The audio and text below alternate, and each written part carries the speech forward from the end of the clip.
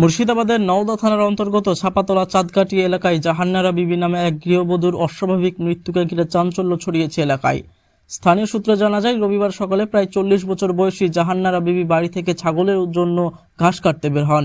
দীর্ঘক্ষণ বাড়ি না ফেরায় পরিবারের লোকজন খোঁজাখুঁজি শুরু করে।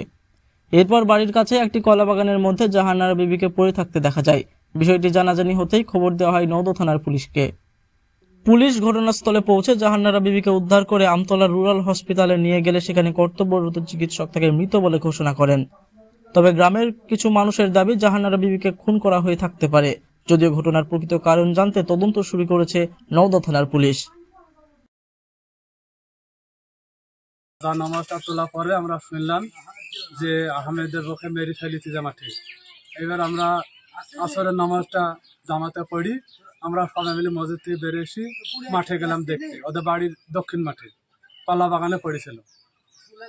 হ্যাঁ, তো কীভাবে মরিছে আর কে মেরেছে সেটা আমরা দেখিনি।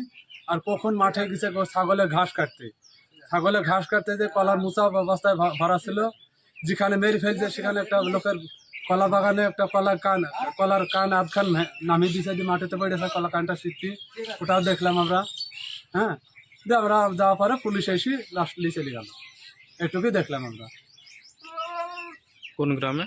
এটা চানকাটি ছাপাতলা। আর যে মারা গেছে তার নাম? জাহান্নারা বিবি, স্বামীর নাম হচ্ছে আহমেদ শেখ। আপনার নাম? আমার নাম আইনুল শেখ। কোন বাড়ি? ভিতরে বাড়ি